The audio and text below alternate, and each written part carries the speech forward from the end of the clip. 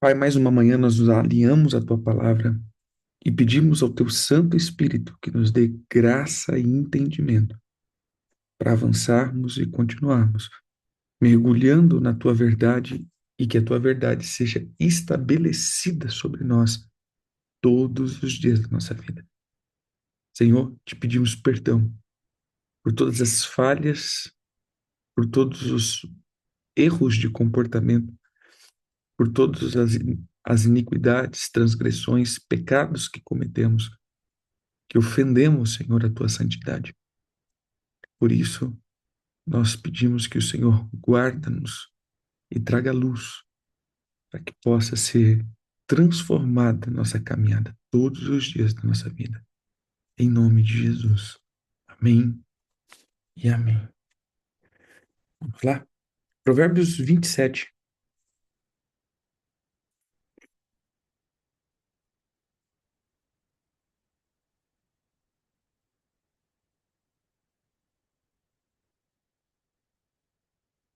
Todo mundo encontrou? Provérbios 27. Não anuncie precipitadamente o que você vai fazer amanhã. Você nem sabe o que aguarda no dia seguinte. Na versão normal é não te glories no dia de amanhã, porque não sabes o que trará a luz. Não chame atenção para você mesmo.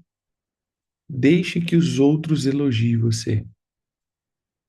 Carregar uma tora nos ombros e erguer uma pedra no braço ao mesmo tempo é agradável, comparando com a aflição de aguentar um insensato. Somos arruinados pela ira e dominados pela raiva, mas quem pode sobreviver à inveja? A repreensão dita é melhor que uma aprovação nunca mencionada. As feridas causadas por alguém que ama fazem bem, mas os beijos do inimigo são mortais. Quando você se empanturra, acaba recusando até a sobremesa. Quando está faminto, poderia comer um boi.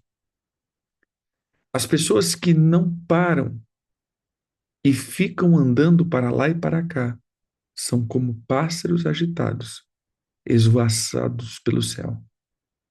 Assim como os cremes e os perfumes geram prazer para os sentidos, a doce amizade refresca a alma. Não abandone seu amigo, muito menos seus pais, e corra para sua família quando a coisa apertar. Melhor é o amigo próximo que uma família distante. Seja sábio, meu filho, e me faça feliz. Assim, nada que o mundo atirar em meus caminhos irá me aborrecer. O prudente vê um problema, se aproxima, é, o prudente vê um problema se aproximando e foge.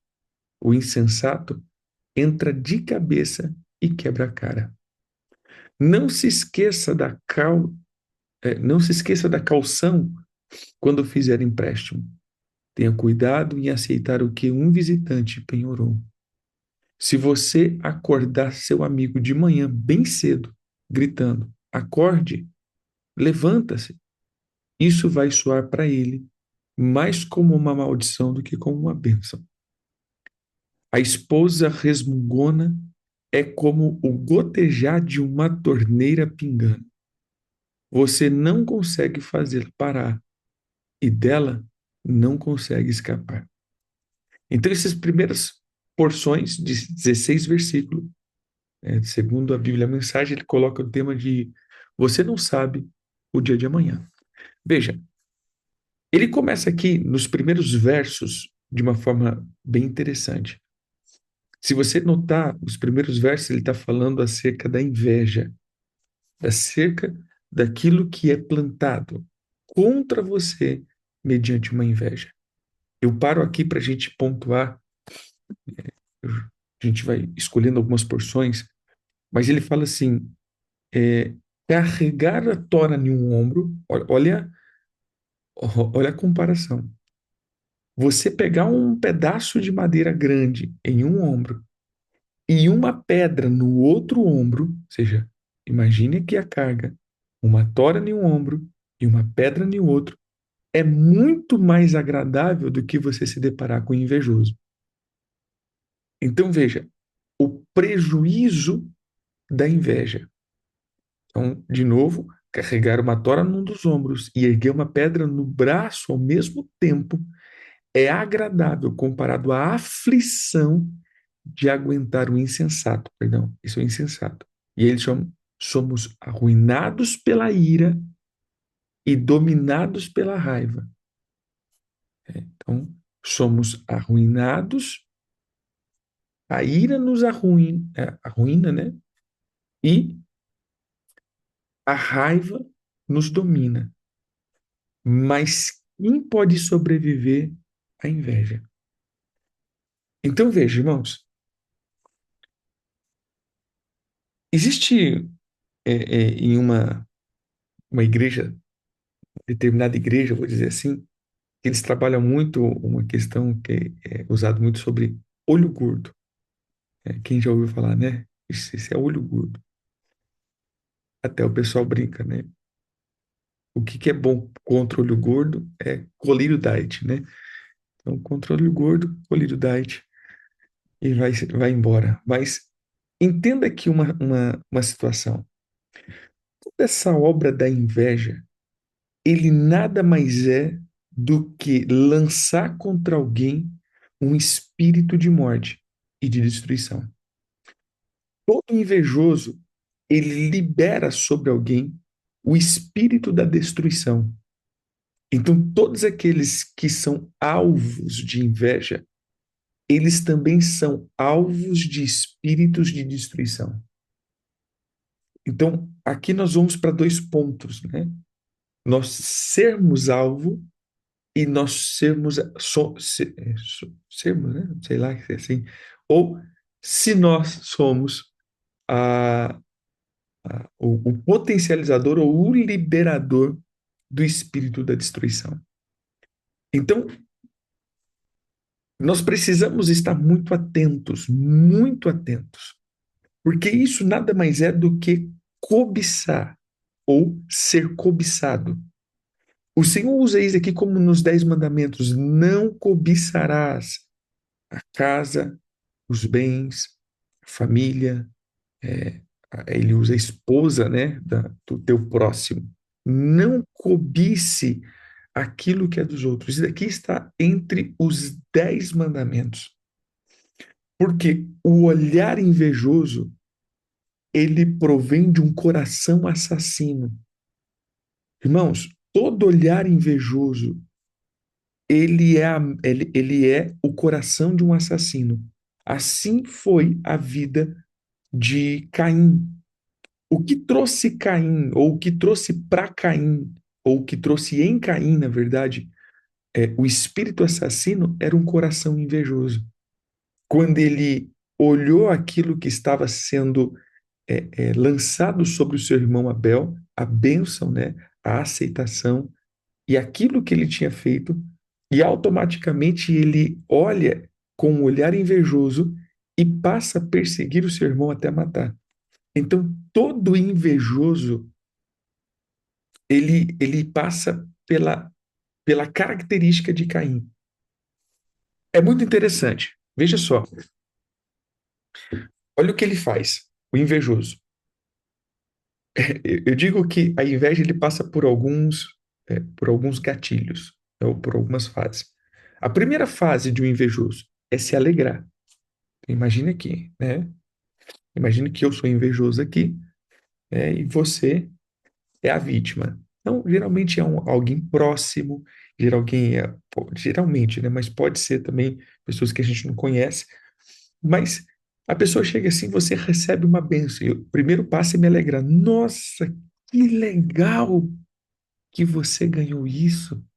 Nossa, que legal que você foi promovido. Nossa, que legal você está recebido isso. Então, a primeira etapa do invejoso é se alegrar. Nossa, que legal.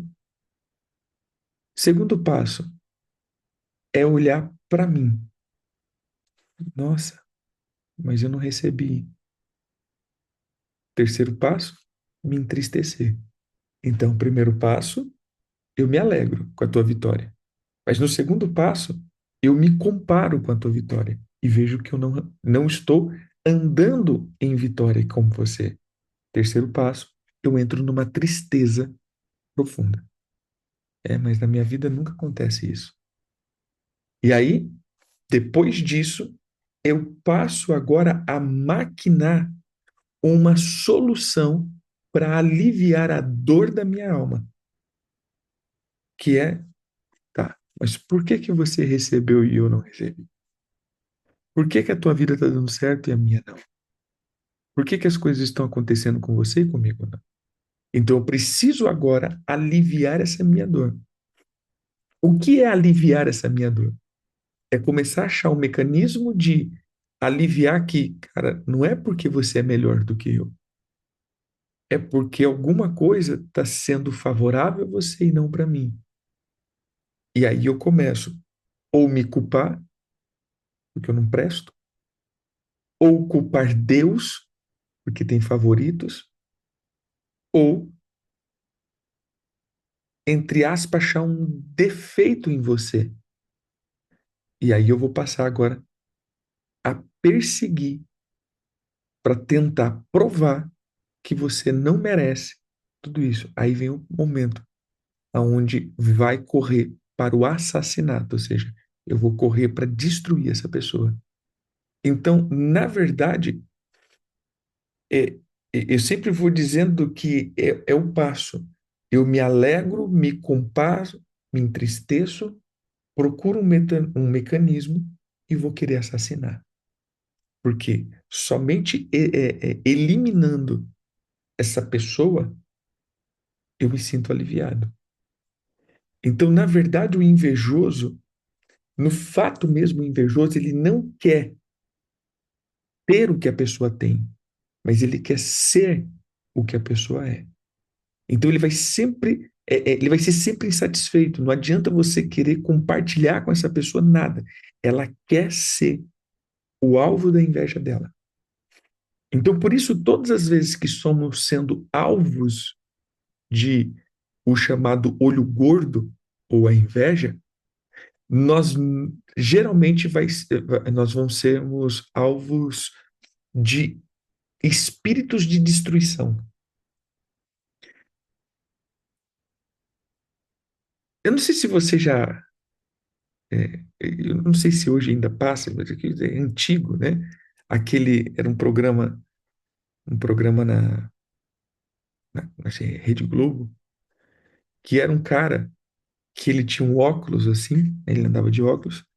Aí ele chegava perto de alguém, aí ele abria assim, né? Aí o olho crescia e falava: Nossa, sempre tive vontade de ter um desse. E aí, de repente, as coisas começaram a dar tudo errado. Eu acho que é isso daí mesmo. E aí ele fala: Nossa, né? Sempre tive vontade. Aí as coisas na vida das pessoas começaram a dar tudo errado. É, exatamente, né? O seca pimenteira. Porque se secar pé de pimenta, meu irmão, ou secar pé de goiaba, tem que ser muito coisado, né? Porque são trem que é difícil de morrer, né? O que que nós, é, o que que nós entendemos isso? Vou dar um exemplo. De repente você, eu aprendi isso daqui com o apóstolo Joseí.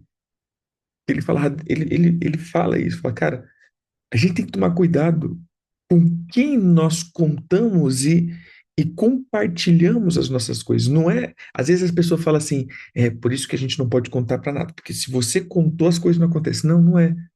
Porque às vezes com quem você compartilha é com o invejoso. Exemplo, você tá lá, você fez uma casa, né? Você construiu lá e tal. Aí você chama alguém, nossa, vamos lá ver minha casa. Aí entra o invejoso. Nossa, que legal. mas eu não tenho uma casa. Você entendeu? À medida que ele pisa ali, de repente essa pessoa pisa na tua casa e sai. Aí as coisas começam a quebrar, o cachorro morre, o menino fica doente. Aí você fala, nossa, o que que aconteceu aqui, né? Tá indo tudo bem. Por quê? Porque essa pessoa com esse olhar, a gente fala com olhar, mas não é a questão do olhar, é a alma dessa pessoa liberou um espírito de destruição sobre o outro. Então, agora imagine, irmãos, inveja sobre o casamento, inveja sobre o ministério, inveja sobre a sua economia, é, inveja da sua família, inveja do teu sucesso. Então nós temos que entender que o espírito da inveja é terrível, por isso eu volto e coloco de novo. Somos arruinados pela ira, ou seja, veja só, irmão, a ira ele traz a ruína sobre alguém. A raiva traz o domínio sobre as pessoas. Mas ele diz, mas quem pode sobreviver? Um é a ruína, o outro é o domínio, mas a inveja, a morte. Você entendeu? A morte é um espírito de sepultura. Então, isso aqui vai ter muito, né? Família, irmãos. Mas o que é inveja? É o que sai do coração de um órfão. Normalmente, o órfão, né, que ele se sente rejeitado e as coisas não acontecem, ele vai sempre liberar um olhar de inveja. Então, o primeiro ponto aqui que nós vamos trabalhar é pedir perdão por sermos invejosos e sairmos debaixo de um olhar de inveja. Amém? Depois, você vai ver que ele vai trazer essa questão da inveja em alguns pontos aqui. Né? As feridas causadas por alguém que ama faz bem, mas o beijo do inimigo são mortais. Ele está, mais uma vez, dizendo da inveja. Por quê? Veja só, é, a ferida que é causada por alguém que eu amo me faz bem, que é a repreensão.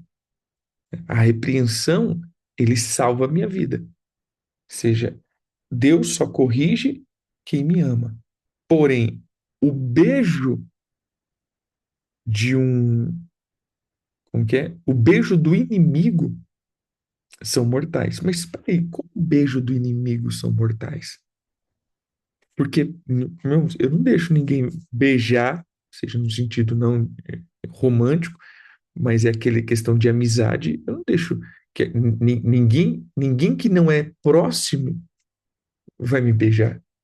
Então, quando nós olhamos como o beijo do inimigo, ele está dizendo daquele que está próximo, se passa por amigo, mas no fundo é meu inimigo. E como é estar caminhando com o inimigo? É com alguém invejoso. Porque o invejoso, ele vai, ao mesmo tempo que vai se alegrar, mas sempre ele vai ficar depois triste por tudo que você construiu, irmãos. É, é fato. O invejoso, ele nunca vai ficar feliz, de fato, com as tuas vitórias. E o problema é que, normalmente, esses inimigos que estão próximos a ponto de beijar, nós contamos tudo, né? A gente compartilha, cara, olha que legal, olha o que eu comprei, nossa, olha o que aconteceu, olha, olha que bênção, né? E a pessoa, você vê na cara da pessoa, né? Nossa, que legal. Assim, se alegrando, nossa, que legal. E a pessoa olha assim e fala, que legal, né? Mas por que só com você? Por que não comigo? Aí você vai ver como discernir. Normalmente a pessoa, ela fala, que legal, mas ao mesmo tempo ela volta para ela. Nossa, que legal. É, isso não acontece comigo. Você entendeu? Então, a hora que a pessoa está celebrando com você, você contou algo, essa pessoa dá essa que legal, mas ao mesmo tempo ou na mesma hora já joga para ela, meu irmão, você pode saber dali que ali vai sair inveja. Você entendeu? Que legal. Eu sempre quis ter um desse. Que legal. É, nunca aconteceu isso comigo? Que legal. Você é sortudo, né? Mas comigo nada acontece. Ou seja, ao mesmo tempo que celebra com você, ele puxa para ele. Que isso não é uma vivência disso. Sim, pode ser mentalmente. Ou seja, irmãos, todas as vezes que, entre aspas, agora dizemos de nós, nos alegramos com algo, mas comparamos depois com a gente, tem um coração invejoso.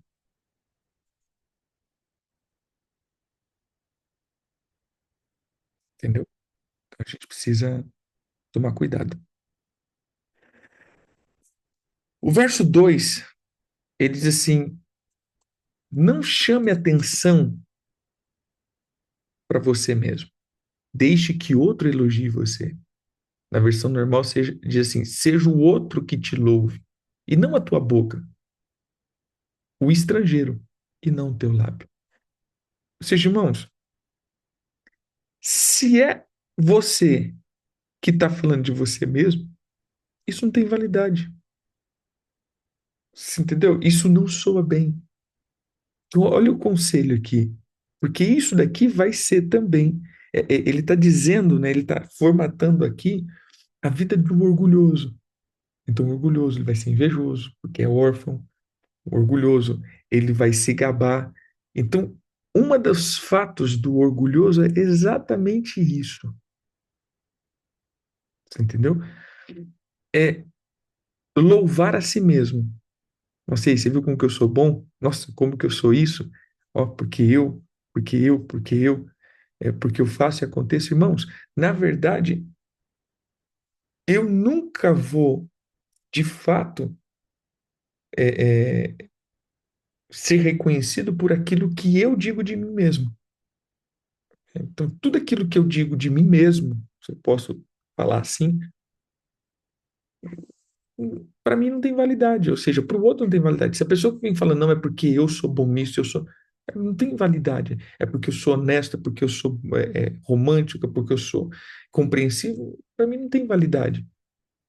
Porque uma coisa é o que você está dizendo que você é de você mesmo. Mas o que vale mesmo é o que os outros dizem acerca de você, porque os outros conviveram com você. Você entendeu?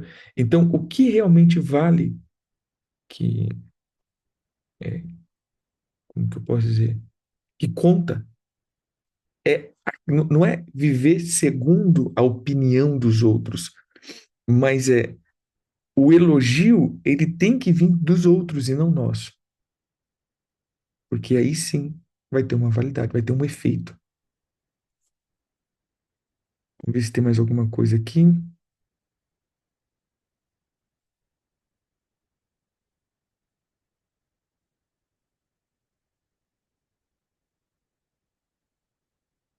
Depois, aí veja que ele vai falar da alma, né? Da amizade, perdão, verso 9.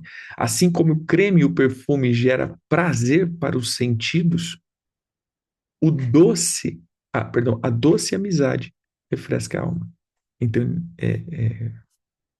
toda obra de inveja, toda obra é, dessas, dessas destruições, sempre vai vir,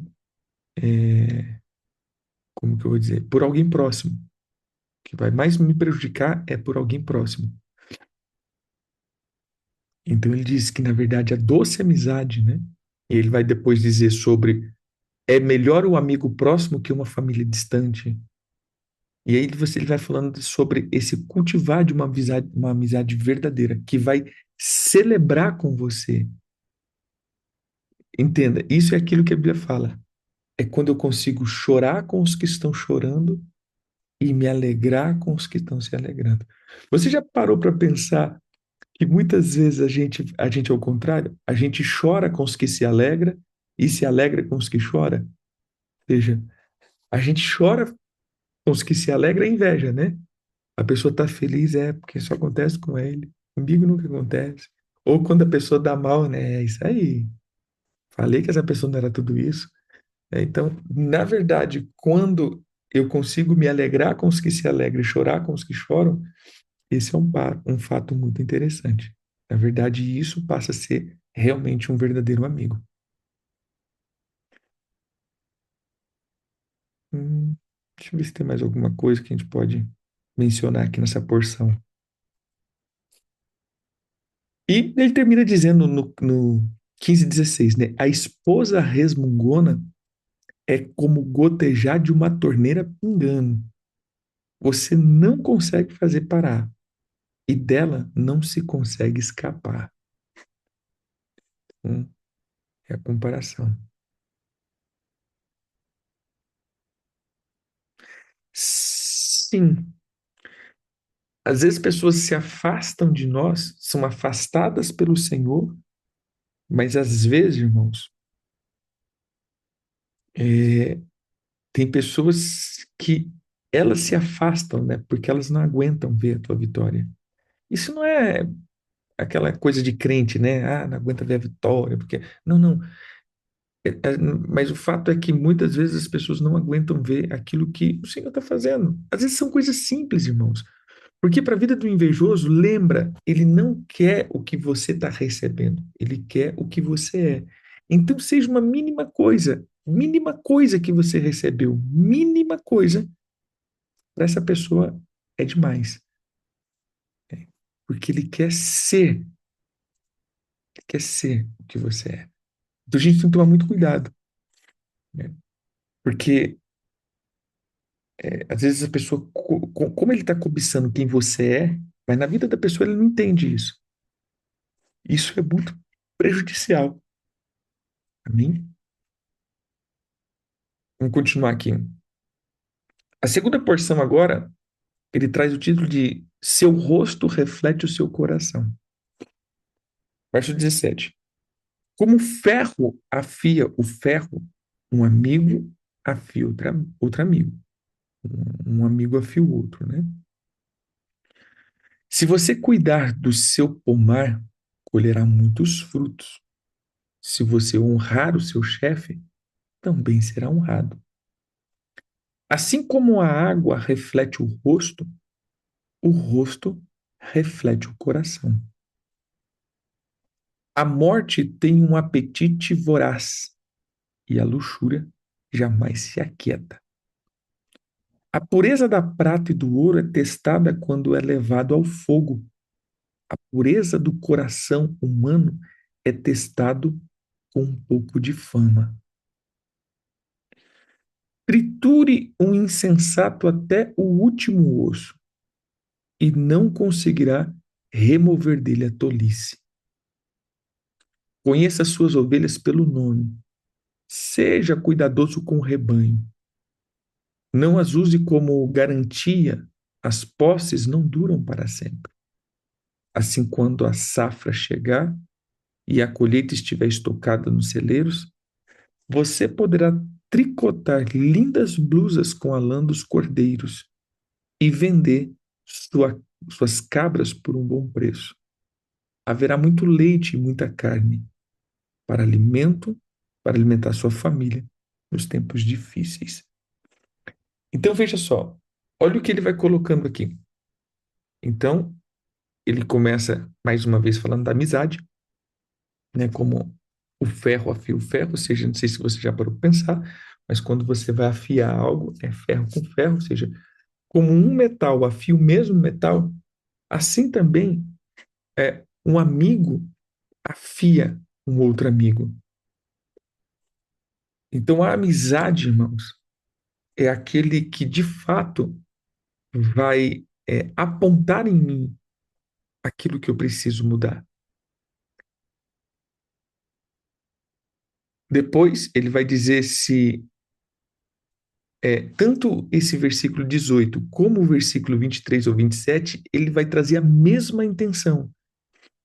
Cuida do seu pomar. Por que cuida do seu pomar? Porque você vai ter muitos frutos. Honra o teu chefe, porque também você vai ser honrado. E aí ele diz: cuida das suas ovelhas. Por quê? Porque as riquezas não duram para sempre. Então você vai ter o celeiro cheio, tudo bem. Ah, mas eu tenho o celeiro cheio, as coisas estão indo bem. Aí eu desonro, né? Eu quebro, eu jogo fora, eu nem cuido, no caso aqui das ovelhas, né? Mas quem que vai te dar lã depois? Quem que vai alimentar de carne depois, se você só se iludiu com o celeiro cheio? O fato aqui, de novo, ele está falando do amigo e depois ele vai falar da ovelha. De fato, acaba sendo. E depois ele vai falar do chefe, né, do pomar. Então, de fato, ele está dizendo: zele pela amizade e não despreze as pessoas em momentos bons. Gente, você não sabe quanto tempo vai durar. Você já ouviu falar que o mundo dá volta? Isso aqui não é profetizar coisa ruim sobre nós.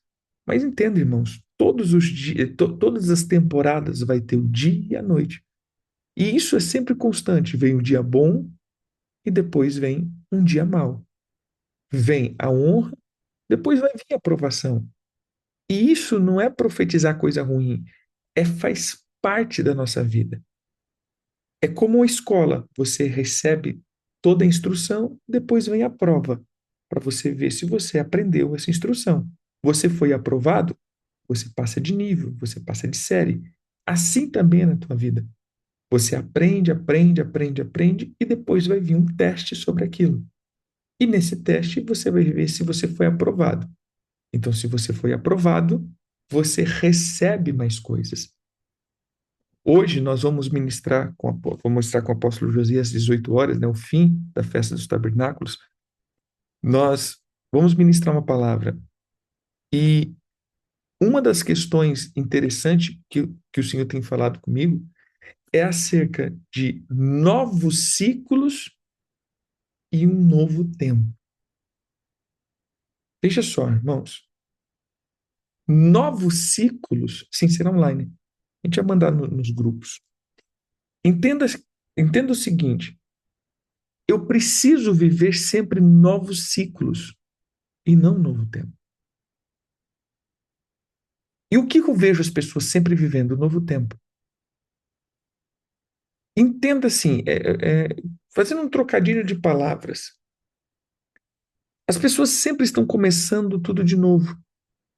Ah, não, vou começar de novo. Mas se eu estou começando de novo, mesmo que eu tenha a oportunidade de começar de novo, significa que no ciclo anterior eu fui reprovado. Não deu certo. E por isso eu tenho que começar tudo de novo. Seja um novo relacionamento, um novo ministério, uma nova oportunidade, um novo emprego, um novo. Mas esse novo não veio por causa de uma promoção.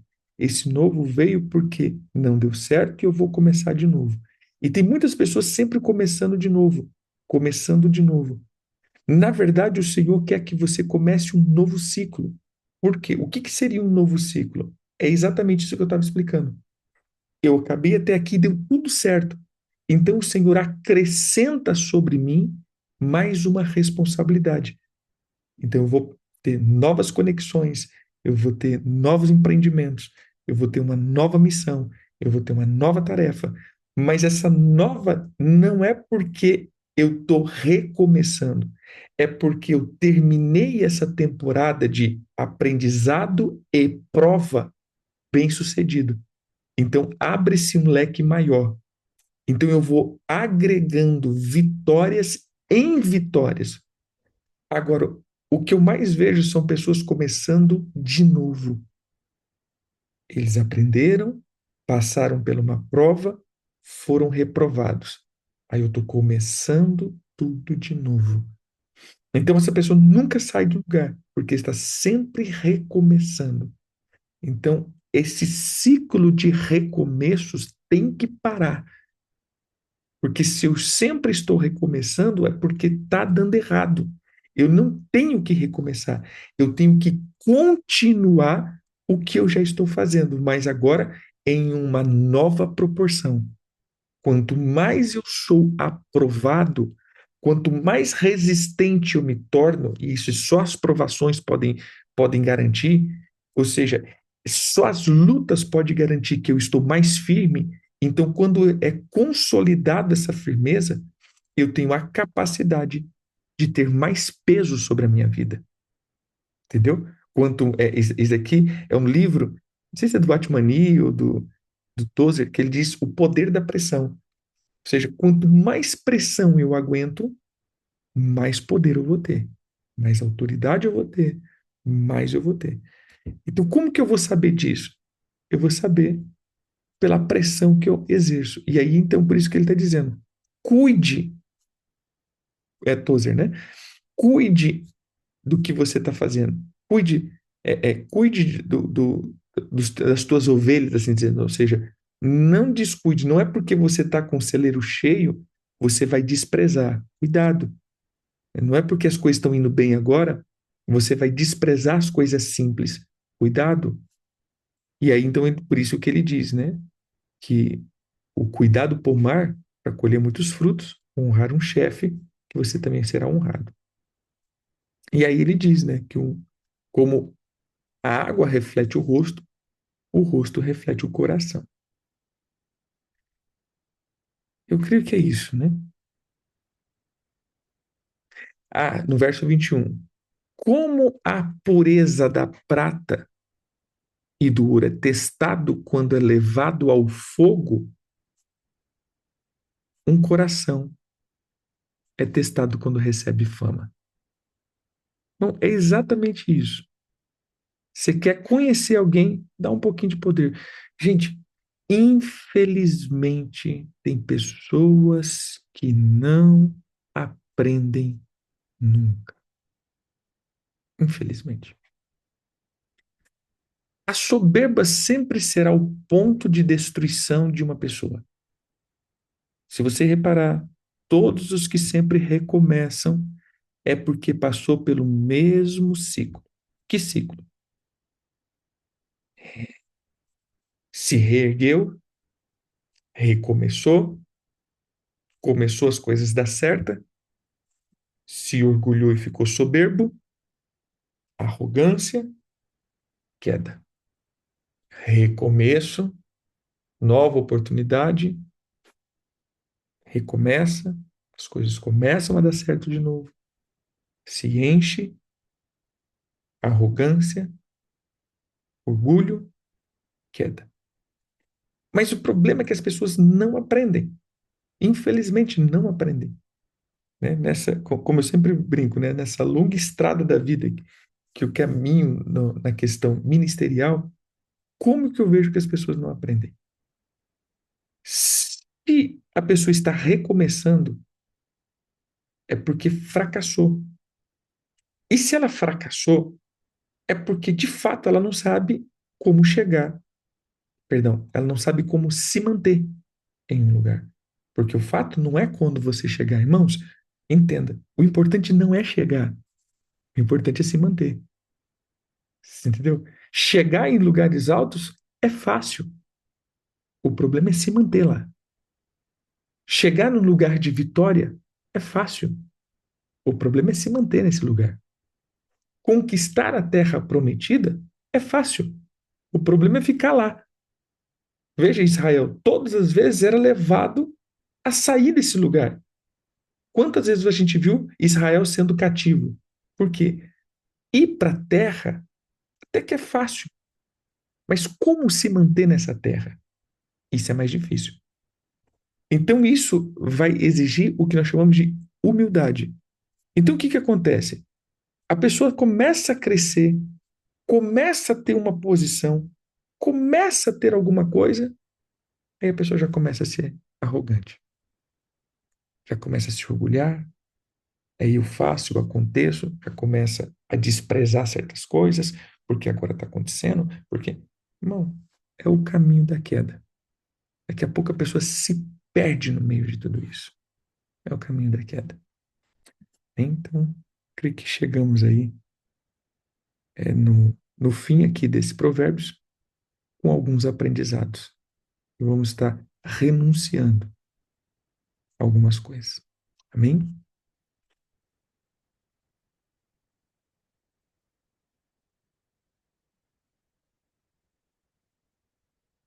Hum, verdade, mas não lembro o assunto. Refresque aí a minha memória.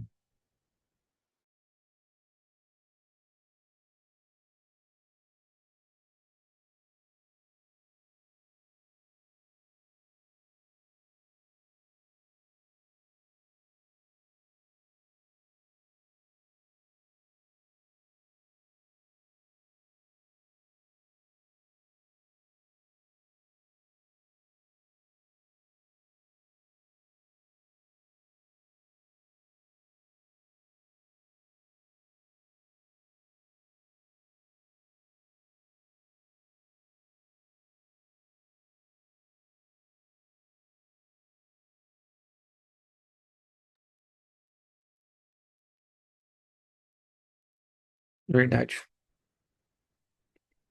Ontem nós estávamos falando de cessar uma colheita. É, muitas vezes nós estamos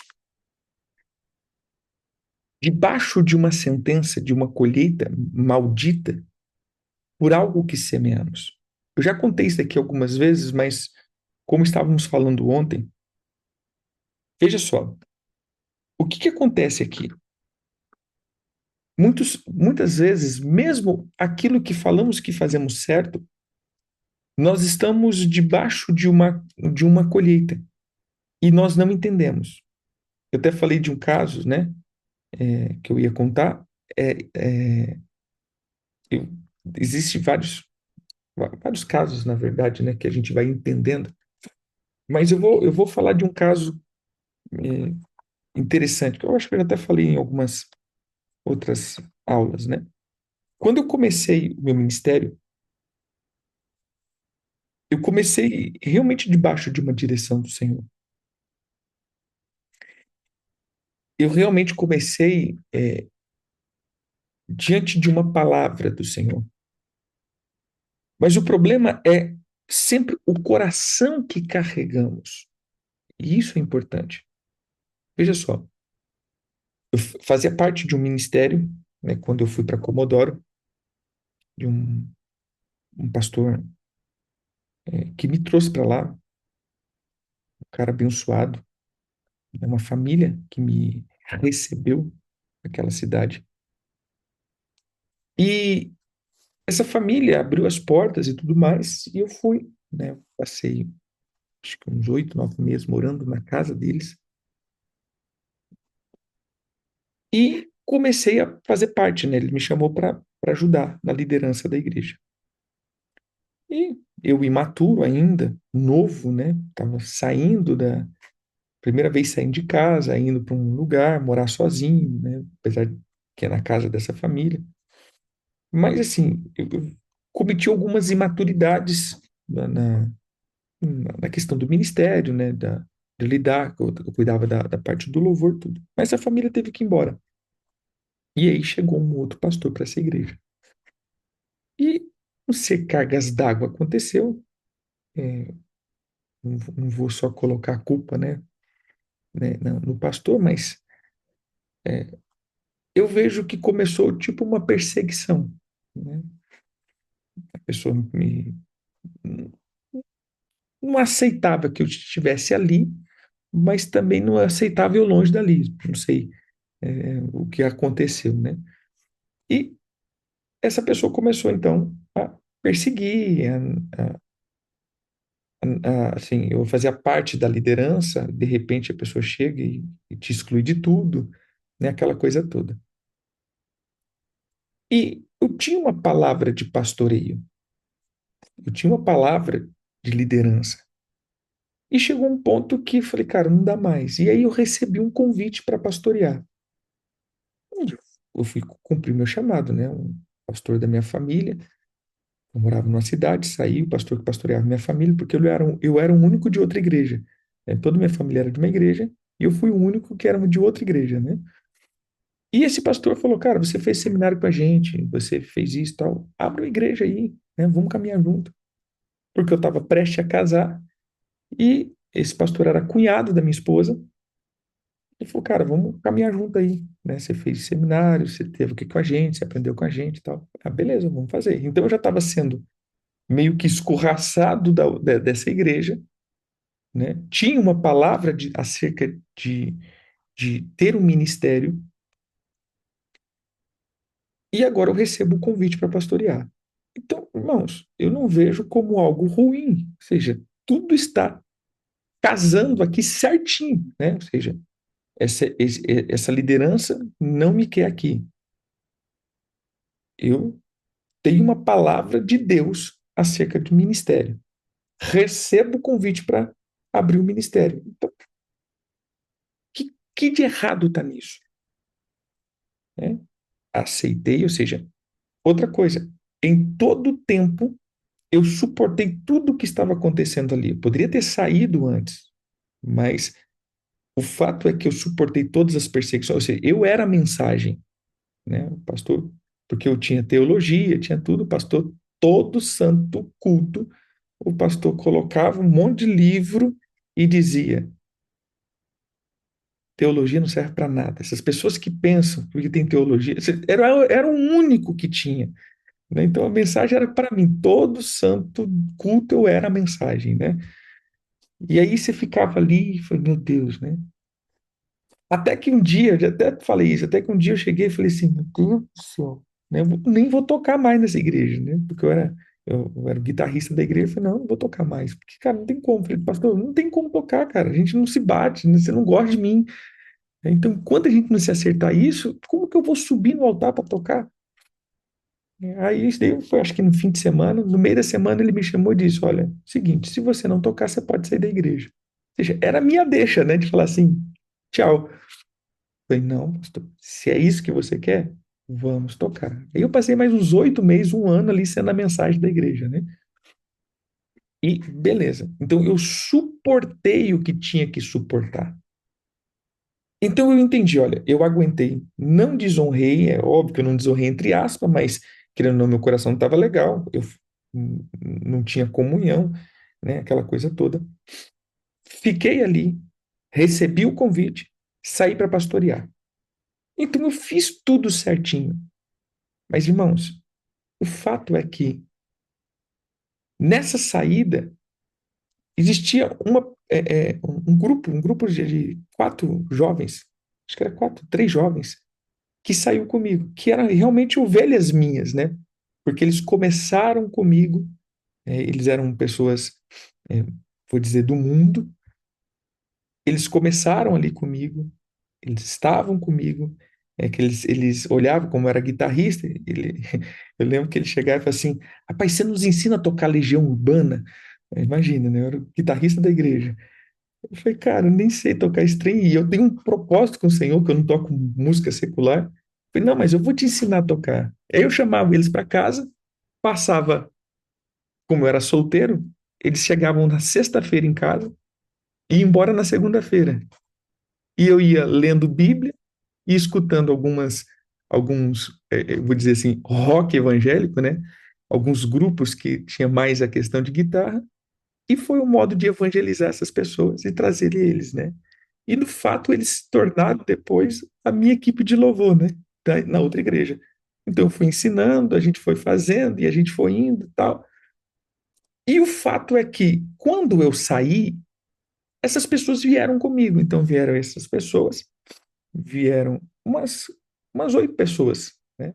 Que esse pastor tinha rejeitado, porque andava comigo. Então, assim, de fato eu não fiz nada de errado, entre aspas, mas o meu coração não estava bem. Eu não saí feliz com esse pastor. Por mais que eu pedi bênção, por mais que a gente faz todo aquele processo, eu não estava bem. O meu coração estava ferido. Eu não estava legal. Irmãos, preste atenção. Durante muito tempo da minha vida ministerial, eu vivi rachas no ministério. Durante muito tempo, chegava um ponto, a igreja rachava. A igreja rachava. Eu falava, meu Deus, o que está acontecendo? Até que um dia o Senhor falou sobre isso. Foi quando eu comecei a aprender sobre batalha espiritual. Eu passei 5 anos nesse ministério, até o Senhor me mostrar essa questão apostólica. E um dia a gente estava falando sobre conquista de cidade. E o Senhor começou a falar sobre isso e tal. E o Senhor me pediu 21 dias de jejum e oração para a igreja. E aí a gente começou 21 dias de jejum e oração, e hora para cá, hora. Acho que era no dia 18, mais ou menos, dia 19, o Senhor falou assim: agora, no último dia, você vai pegar toda a igreja, vai lá no pastor, pedir perdão para ele. Mas, gente, o cara tinha me escorraçado da igreja. Eu não era bem-vindo. Eu era a mensagem da igreja. Eu aguentei o que tinha que aguentar. Fiquei até o último momento. Eu não saí em rebelião. Eu saí porque eu recebi um convite para pastorear. Eu não saí ao léu.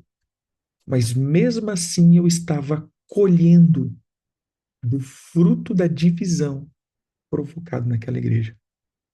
Mesmo eu estando correto aos meus olhos, mas o meu coração era um coração que não estava, que não plantou coisas boas. E eu lembro que o Senhor tinha pedido para eu não contar para ninguém. E eu fui até o último dia, eu já sabia o que eu tinha que fazer, sabia como proceder. Então, no último dia de jejum e oração, o pessoal pensou que a gente ia sair dali, ia ungir a cidade inteira. Falei, gente, monta aí no carro. A gente montou nos carros, me segue. Parei na porta da igreja, estavam terminando o culto na igreja lá deles. Desce, eu acho que tinha umas 30, 40 pessoas, desce aquelas 30 pessoas para dentro da igreja, assim. O pastor tava saindo, regalou os olhos assim, né? Falei, meu Deus, agora esse povo me bate, né? Irmão, chegamos lá, foi, senta aí, pastor. Quer te pedir perdão. Quer te pedir perdão por causa disso. E a igreja está aqui para ouvir. Lembro até hoje que ele diz: eu sabia que você vinha aqui. Aí começou a me descascar. E a hora que eu ia falar, o senhor falou: cala a boca, você só veio pedir perdão. Eu, para falar, pastor, o senhor me perdoa? O senhor me perdoa, o senhor me perdoa, o senhor me perdoa, o senhor me perdoa. Amém. Sai dali, perdoado. Né? Então, veja só. O fato é que depois disso, essa colheita parou. Depois disso, muitas coisas pararam no meu ministério. Por quê? Porque eu fiz, querendo ou não, eu fiz, mas apóstolo, eu fiz debaixo de. Não importa se você fez debaixo ou não debaixo, não importa se Deus está ou não está. Entenda o que eu estou te dizendo, né? Me entenda com bons ouvidos. A questão é que você semeou e toda semeadura tem uma colheita. Por mais que você não fez aparentemente nada de errado, por mais que as pessoas estavam sendo injusta com você, o fato do teu coração não estar bem já é uma semeadura. Entendeu? Por isso, tudo que eu faço debaixo de um coração não satisfeito e não puro se torna uma semeadura que eu vou colher debaixo disso. Então eu preciso entender isso, que eu preciso colher. Quer dizer, eu preciso cessar essa colheita. Eu preciso me arrepender de fato. Você entendeu? Que eu preciso me arrepender para não colher. Porque, irmãos, a colheita vem, não adianta. A semeadura, na verdade, são as sementes que nós vamos lançar, as atitudes que nós vamos fazendo. O que eu planto, eu colho. Então, como de fato eu plantei uma divisão Não, mas as pessoas é uma divisão. O problema é que a gente quer amenizar, amenizar o pecado, né? Dar um nome mais bonito para o pecado. Mas, irmão, pecado é pecado. Querendo ou não, foi divisão. Querendo ou não, eu tirei pessoas. Por mais que essas pessoas estavam ali, não tenho o que falar. Ah, eu não fui sozinho. E outra, eu estava chateado. Por mais que eu aguentei, mas eu aguentei na força do ódio, meu irmão, não na força do amor, entendeu? Eu tava ali com ódio, né? Por quê? Cara, você é a mensagem todo domingo, você é a pessoa que, até brinco, né? Imagine, aí eu saio, aí você quer fazer o errado da maneira certa. Então, eu tava só o ódio. Aí você fala assim, não, mas pastor, eu posso me despedir, pastor, e me abençoa, mas o meu coração não tá legal. Cara, eu tô só o ódio. Eu não tô legal, né? Eu tô querendo esganar, eu tô querendo revidar, eu tô querendo mostrar para você, né, que eu vou dar certo, porque você me humilhou até agora, eu vou mostrar para você que eu tenho um chamado. Então, isso é uma colheita, entendeu? Eu vou mostrar para você que Deus está comigo. Então, querendo ou não, isso é um plantio. Então, por mais de fato que estava na direção, e eu já falei isso, né? A última mensagem, eu falei, pastor, era acho que uma quarta-feira. Que nem aquela história, né? Você guarda mágoas? De jeito nenhum. Era uma quarta-feira, às 21h05, um dia nubloso, né? Ou seja, você guarda mágoa de jeito nenhum. Então, veja só, é, era uma quarta, tinha culto só quarta, né? E fim de semana. Eu falei, olha, pastor, eu tô saindo, né? Recebi um convite para pastorear. A mensagem era: Deus está limpando a árvore dos frutos podres, né? Acho que ninguém nunca passou por isso, né? Então você fica ali escutando aquilo ali, né? E no final você tem que falar assim, gente, eu tô saindo. Então, óbvio que os frutos era eu, né? Esse cara sou eu. Mas o fato é que meu coração não estava legal. Eu queria revidar, eu queria vingança, disfarçado com justiça, mas isso ele entra como uma colheita, uma semeadura. Por isso, irmãos, a gente tem que tomar muito cuidado, muito cuidado. Então, pode ser que estejamos colhendo algumas coisas na nossa vida. Hein?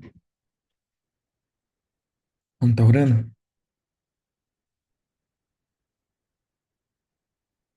Diga assim comigo: meu Pai, te peço perdão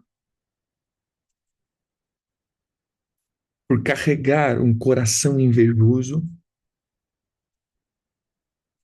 orgulhoso, soberbo e por, sem entendimento,